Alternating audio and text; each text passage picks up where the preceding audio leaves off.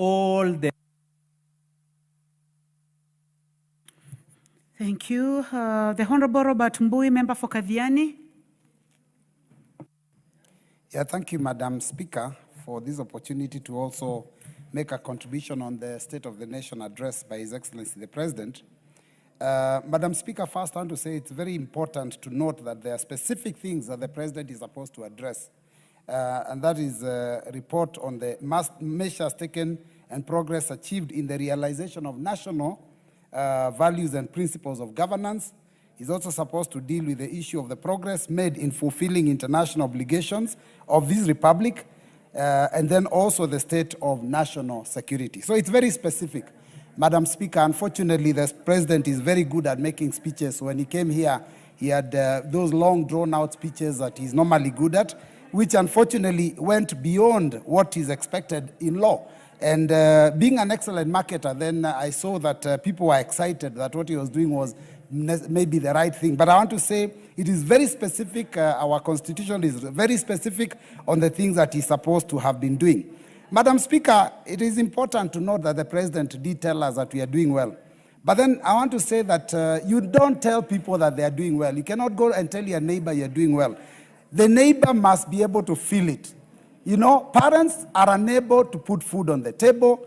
Parents are unable to take their children to school and pay school fees. Unemployment is at an all-time high. I don't know how then you can tell us that we are doing better. And the reason we are unable to feed our families, Madam Speaker, is because we have less disposable income. Because in the 3 years that this regime has been in power, salaries of Kenyans have gone down 6 times. 6 times. So we have less disposable income. We are unable to feed our people. But then we are being told here that we are doing better. The country is doing better. We are much better off. It's very unfortunate. Now, the only thing I can say, I can give this regime is that they're very good at cash handouts. They've been going all over the place. I don't know, public empowerment. In campaigns, we are seeing them dishing out, handouts. But you cannot develop a country. You cannot move a country to the first world with cash handouts. Now, I want to go specific to the issues that are supposed to be addressed by the President. On the values and principles of good governance, that is Article 10. And I'll start with one, which is transparency and accountability. The President did cite Singapore. The reason Singapore has reached where it has is because of integrity, is because of transparency, is because of accountability. I don't know whether this regime is being run in those terms. Madam Speaker, I want to point out that Singapore is corruption-free. Is Kenya corruption-free? I will not even bother to answer that question. Every Kenyan knows. Now, you cannot begin to tell us we are going to be like Singapore when corruption is the order of the day. Madam Speaker, in terms of transparency, you know that the law is very clear about borrowing. The public debt must also be contained and controlled by this House. But this regime, Madam Speaker, has been borrowing. And has been borrowing from under our noses. And members are aware, but they ignore. Because when you hear something called securitization, Madam Speaker, for all intents and purposes, the last time I had the majority leader challenge me, I want to challenge him to read the definition. And the word loan is actually used to define securitization. Because you're taking money in advance for road maintenance levy fund. The money that people will pay fuel 10 years from now is already being spent now. That is a loan. So I want to say that this is not transparent. We are borrowing beyond what we should borrow because we are hiding. Now, Madam Speaker, the second one is public participation. You know that's a value that this country must, as espoused in the values and principles. Public participation, whenever we are passing any law, we are supposed to go to the public. You remember when we were passing the finance bill, Kenyans said no to so many things. When an impeachment motion was brought here against the former deputy president, Kenyans said so much. But this regime ignored, and members of this House also ignored what people said. That is what is supposed to be respected. Human dignity, Madam Speaker, is one of the values. How can you say we have human dignity when you see what happened? New York Times did give a report that Kenyans are actually being traded as slaves out there. And it is benefiting a few individuals. And you're telling us we're going to first world? How do you go to first world when your citizens are slaves in other people's countries? Madam Speaker, the issue of human rights is also another value. How can we say we are respecting human rights? And the president didn't even talk about it. How many Kenyans were killed in 2023, 2024? How many young Kenyans were shot? The president himself gave orders. Shoot on the leg. And you're saying we are respecting human rights. I'm talking about the values that are here, that are espoused in the Constitution of the Republic of Kenya. Madam Speaker, the issue of regional balance. The Honorable Yegon.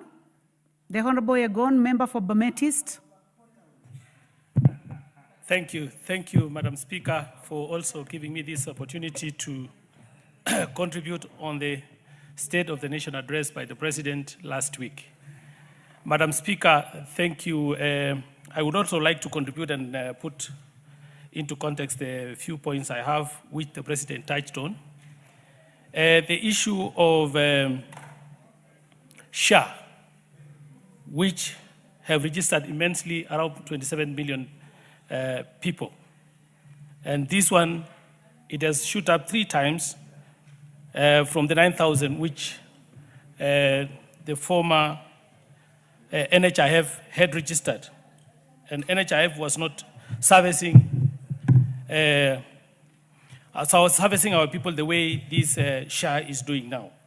So this shows that what the President is doing is taking the country in the right direction.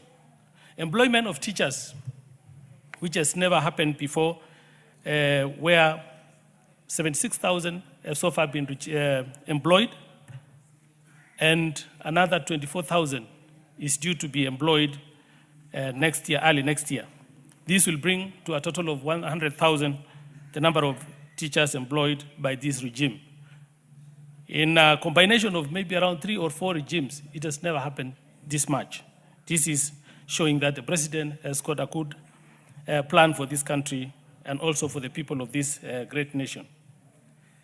When it comes to housing, you have seen the robust infrastructure building of the affordable housing, where it has culminated in employing so many young people in this great nation. Over 300 individuals have so far been employed by this administration because of the plans of the President. He mentioned all that, and this is what is in the public domain, and we cannot deny all that. The infrastructure which is going on across the country, Madam Speaker, this, if you check on across the whole country, the President is doing the right thing by trying to unite the country.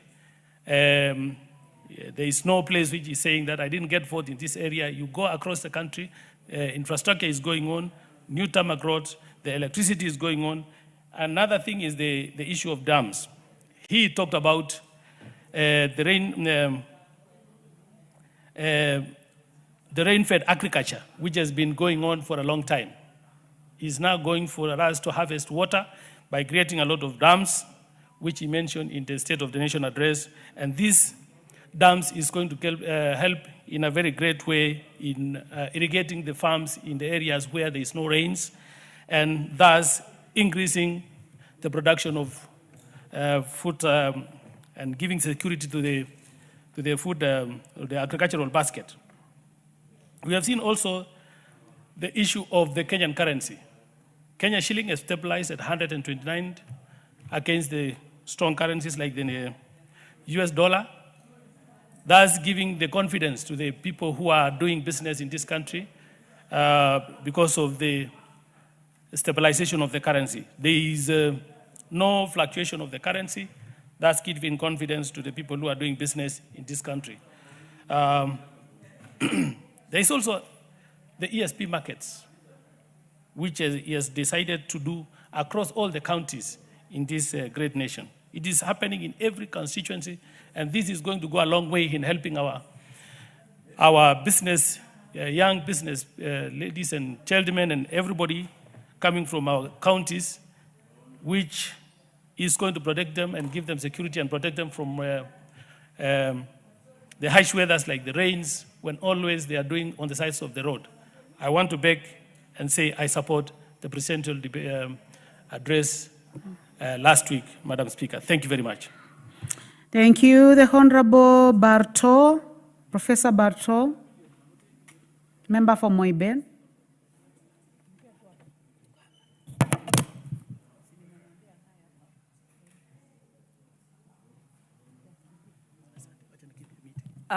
Thank you, Madam Speaker.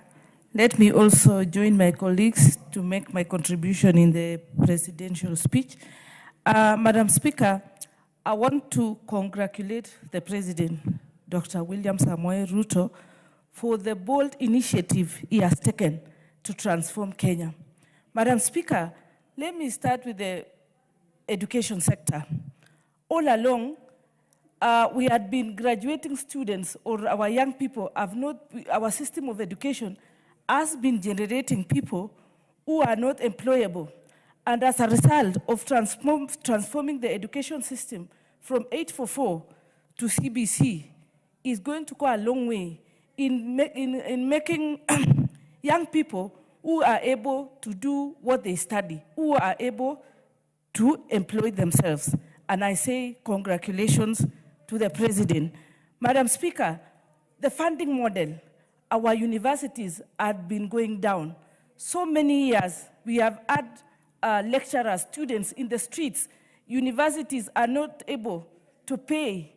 They are not able to carry on